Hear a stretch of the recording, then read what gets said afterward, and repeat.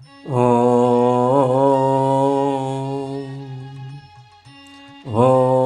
स्थापकाय च सर्वधर्मस्वरूपिणे अवतारवरिष्ठाय रामकृष्णाय ते नमः।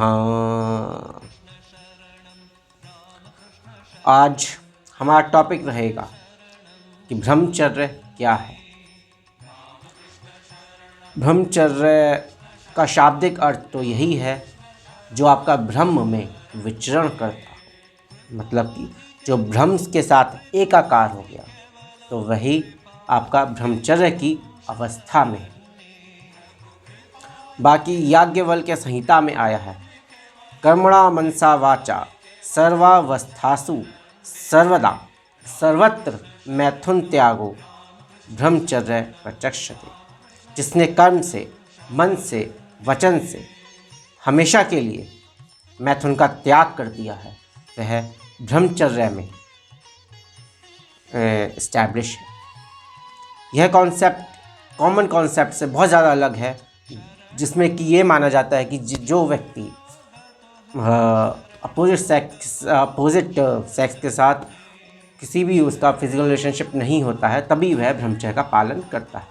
लेकिन इसमें जो हमारे साहित्य में है, इसमें कहा गया कर्म से, मन से और वचन से, तीनों से ही मैथुन का त्याग होना चाहिए, तभी वह ब्रह्मचर्य में इस्टैब्लिश हो सकता है, नहीं तो वह ब्रह्मचर्य में इस्टैब्लिश नहीं है। बाकी शरीर माध्यम खलु धर्म साधनम, शरीर धर्म का जो साधन है वह आपका शरीर है। और शरीर को अगर हमें बलशाली रखना है, स्ट्रांग बनाना है, मन से भी आत्मा से भी, तो भी हमें ब्रह्मचर्य की आवश्यकता पड़ेगी। बगैर ब्रह्मचर्य के हम भौतिक उन्नति, आध्यात्मिक उन्नति नहीं कर सकते। भगवान वेद व्यास जी ने कहा है, ब्रह्मचर्यम गुप्तेन्द्रिये स्योपस्थस्य संयमः। विषय इंद्रियों द्वारा प्राप्त होने वाले सुख का संयम पूर्वक त्याग करना ब्रह्मचर्य है। तो उन्होंने क्या कहा, विषय इंद्रियों, मतलब कि विषय भी और इंद्रियों से जो आपको सुख प्राप्त होता है, उसका हमें त्याग कर देना।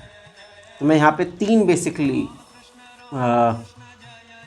जो हमें इंद्रियों का सुख होता है, जो डे टू डे लाइफ में उसे हम एक्सपीरियंस करते हैं, तो वह तीन तरह का सुख होता है। आहार का सुख, हम लोग पेट भर के खाना खाते हैं, सुस्वादिष्ट भोजन करते हैं, उससे जो हमें सुख प्राप्त होता है वह भी त्याग देने वाला होता है।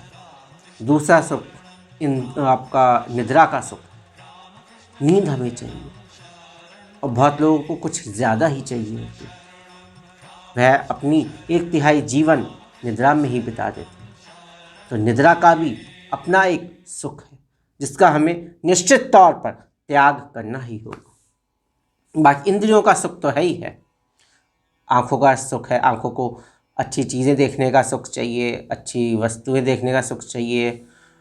नाक है, इससे हमें अच्छी अच्छी खुशबुएं सूंघने के लिए चाहिए। रसना का सुख है, कर्णों का सुख है, हमें आपका बुराइयां सुनने में आनंद आता है। बाकी इन जनेंद्रिय का सुख तो है ही है। तो ये सभी मिला के तीन तरह के हमारे सुख हैं, निद्रा का सुख, आहार का सुख और इंद्रियों का सुख।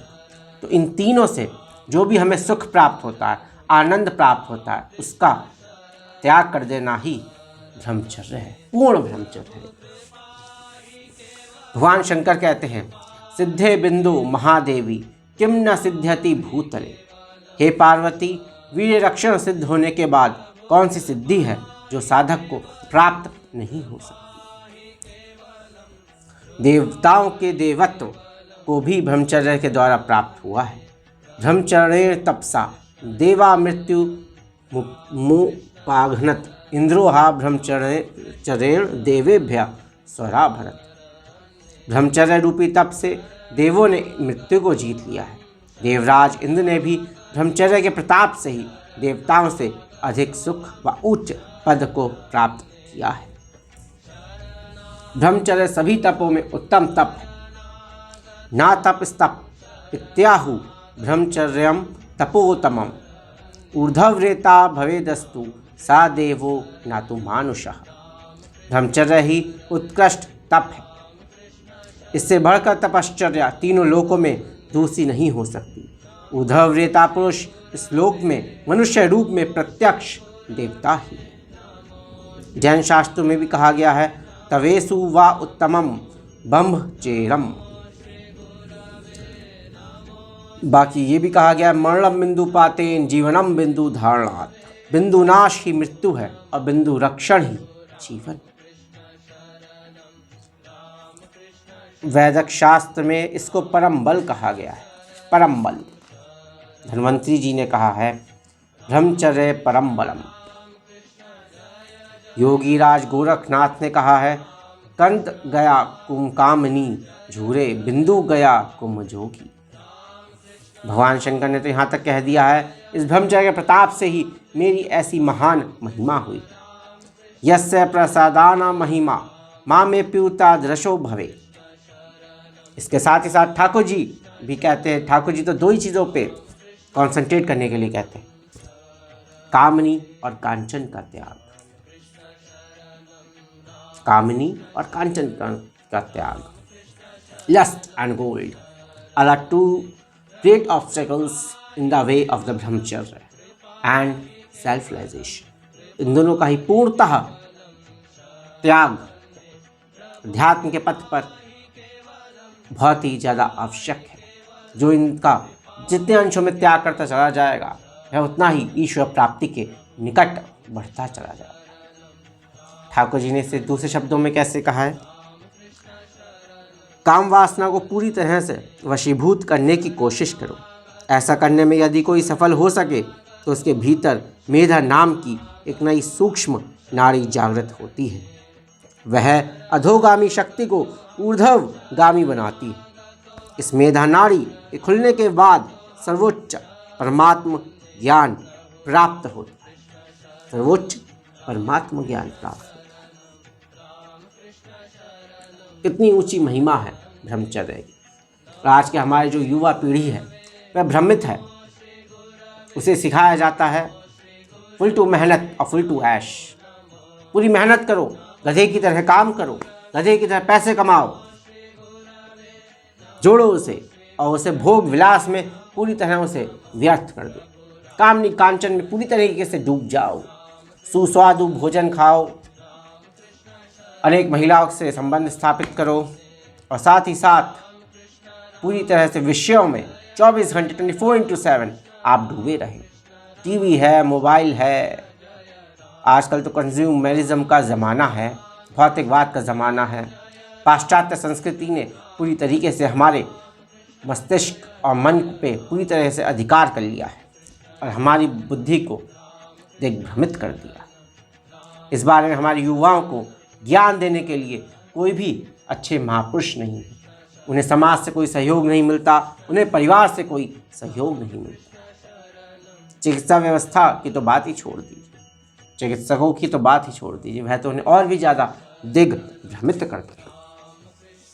आइए अब सुनते हैं स्वामी जी क्या कहते हैं ब्रह्मचर्य के बारे में। ये अंग्रेजी में है, फिर भी सुनिए, बढ़िया है। A chaste brain has tremendous energy and gigantic will power. Without brahmacharya, there can be no spiritual strength. Brahmacharya gives wonderful control over mankind. Is there greater strength than that of brahmacharya? Purity, my boy, purity. Out of purity and silence comes the word of power. Be pure first and you will have power. The chest brain has tremendous energy and gigantic willpower. Continence gives wonderful control over mankind. The spiritual leaders of man have been very continent and that is what gave them power. I addressed the assembly as sisters and brothers of America. A deafening applause of 2 minutes followed. And then I proceeded, and when it was finished, I sat down. almost exhausted with emotion. The next day, all the papers announced that my speech was the hit of the day, and I became known to the whole of America. You may wonder what made them do this. You may wonder if I had some strange power. Let me tell you that I did have a power, and this is it. Never once in my life did I allow myself to have even one sexual thought. I trained my mind, my thinking, and the powers that man usually uses along that line. I put into higher channels, and it developed a force so strong that nothing could resist it.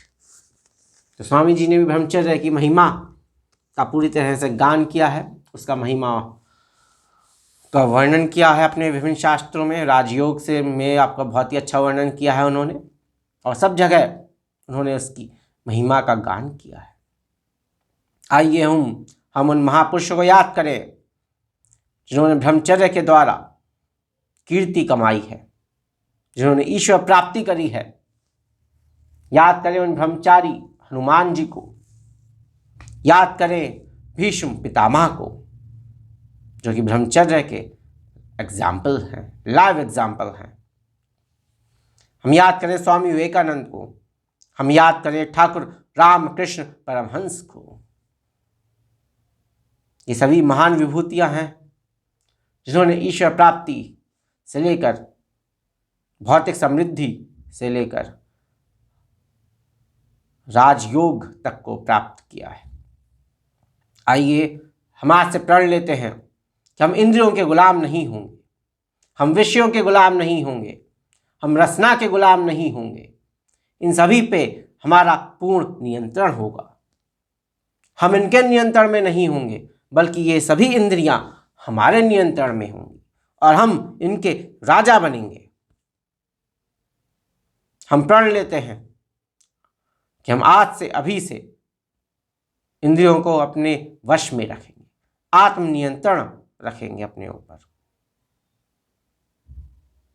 और अपने आत्मबल को बढ़ाते हुए उच्च और तेजस्वी कार्य करेंगे समाज में।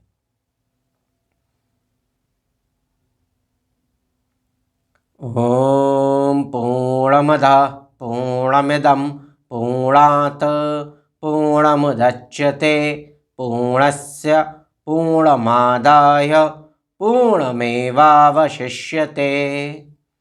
ओम शांति शांति शांति। जय ठाकुर, जय माँ, जय स्वामी जी महाराज जी की जय।